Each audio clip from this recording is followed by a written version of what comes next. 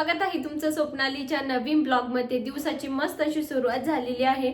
तुमच्या पण दिवसाची मस्त सुरुवात झालेली असेल। आणि आता मी जस्ट सगळं आवरलंय। कालची गुरुवारची पूजा वगैरे होती ती पण उचलून घेतली। त्याच्यानंतर आता मी सगळं आवरलं, एकदम क्लीन वगैरे केलंय सगळं।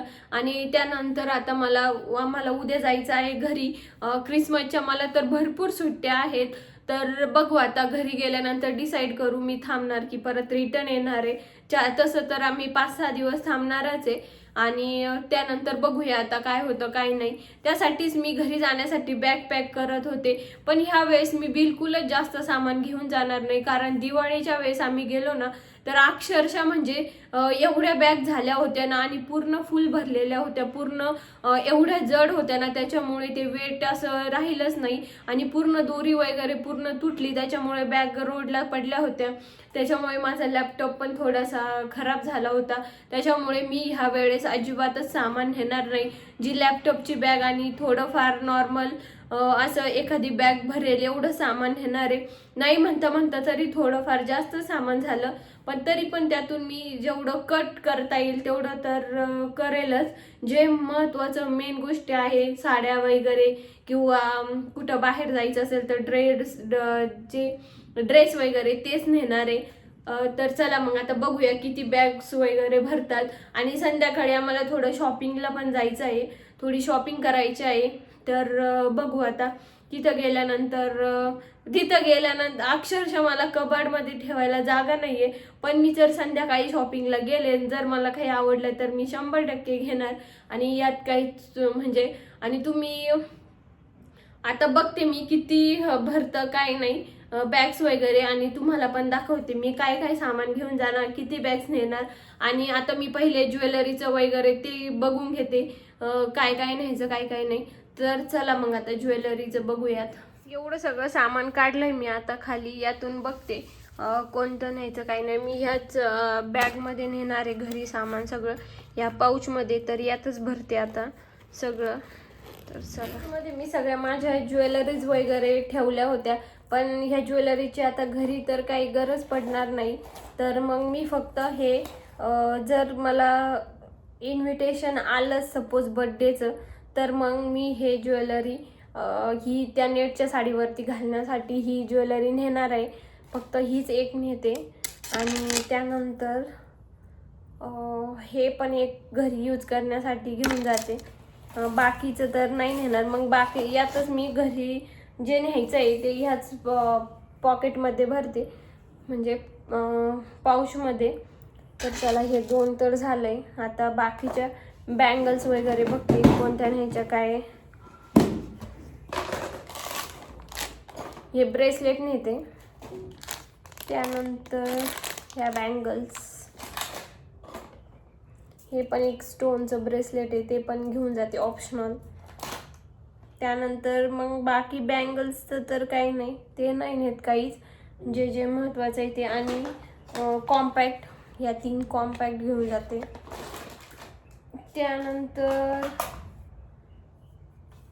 आय शॅडोज, टिकली, सगळं जे बेसिक लागणार आहे, कारण मी घरी काहीच ठेवलेलं नाही, सगळं इकडे घेऊन आले। त्याच्यामुळे माझं घरी काहीच सामान नाही आता सध्या, त्याच्यामुळे मला सगळं इथूनच न्यावं लागेल।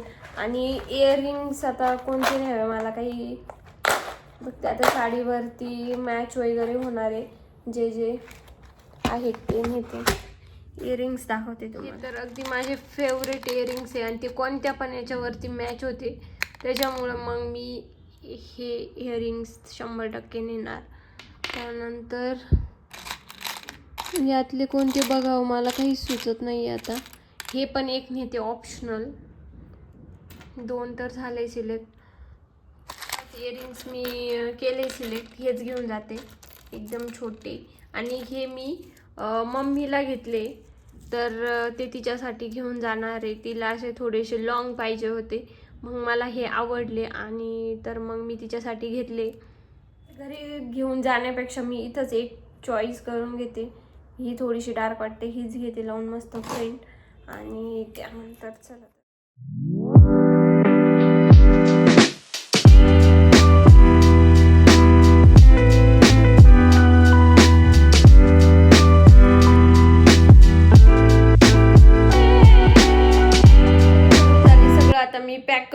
आणि त्याच्यानंतर मी म्हणजे 2-3 दिवसापासून इंस्टा बघते किंवा यूट्यूब बघते ना, मला सारखं एक छोटा मुलगा आणि मुलगी त्यांचेच रील्स येत होते. म्हणजे तो एक मूवी आहे मराठी, तर त्यांचं सारखं शॉर्ट्स किंवा रील्स येत होते. तर मग मी तो मूवी बघायला घेतलाय आणि त्याचं नाव आहे, म्हणजे खूप जुना मूवी आहे तो, त्याचं नाव आहे यशवंत.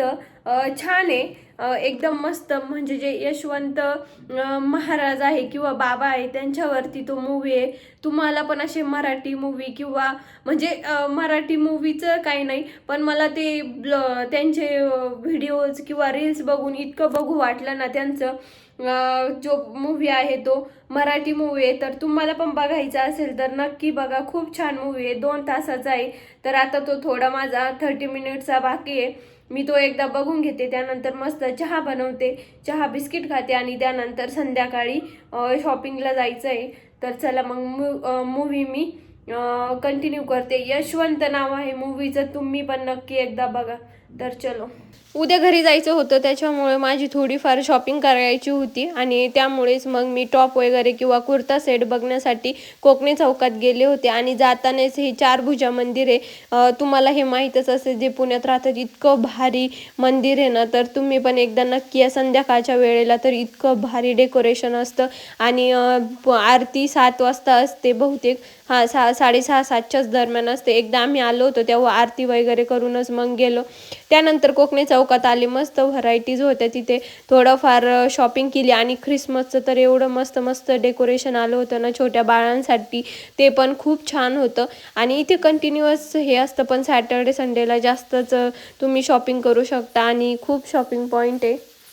त्यानंतर हे बघू शकतो, इथं ख्रिसमसचं खरंच एवढं भारी होतं ना, पण आता घरात कुणी लहान बाळ नाही, त्याच्यामुळे मग मी ते घेतलंच नाही. आणि त्यानंतर थोडेफार 2-3 टॉप आवडले, मग मी ते पण घेतले. आणि त्यानंतर म्हटलं चला आता परत घरी जाऊन बॅग पॅक करायची होती, थोडी जी राहिलेली होती आत्ताची शॉपिंग केलेली ती पॅक करायची होती. आणि बाकी थोडंफार पण सामान राहिलेलं होतं ते पण पॅक करायचं होतं, कारण सकाळी लवकरच निघायचं होतं, 8-9च्या दरम्यान. कारण सकाळी पण पहाटे निघणं होणार नव्हतं, कारण एवढी थंडी असते ना, त्याच्यामुळे लई पहाटे पण आम्ही निघणं कॅन्सल केलं.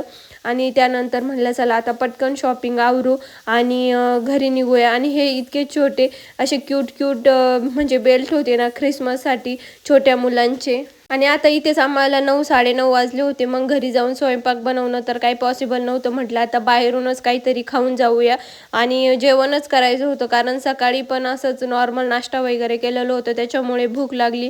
मग आपला म्हणजे डेलीचाच ढाबा झालाय, शिवराज ढाबा, मग तिथे आले. त्यानंतर मस्त जेवण केलं आणि घरी गेले, बॅग पॅक वगैरे केली. आणि त्यानंतर असं झालं होतं मला एकदाचं कधी घरी जाईल आणि कधी नाही, कारण इथं एकटं बसून इतकं बोर होतं ना. मस्त भाजी पोळी खाल्ली आणि त्यानंतर म्हटलं चला आता उद्याची तयारी करूया. असं झालं होतं कधी एकदाची उद्या होईल आणि कधी नाही. लोक कसे घरापासून 6-7 महिने किंवा जे बाहेरच्या देशात असतात ते कसे 1-2 वर्ष राहतात, मला हाच प्रश्न पडतो. कारण 15-20 दिवस झाले, महिना झाल्यावर मला असं वाटतं मी कधी घरी जाईन. चला तर मग मस्त जेवण केलं, घरी आले, त्यानंतर बॅकपॅक केली. तर मग भेटूया उद्याच्या ब्लॉगमध्ये. असंच लाईक करा, शेअर करा आणि सबस्क्राईब करायला विसरू नका. असा होता आजचा दिवस. चलो बाय.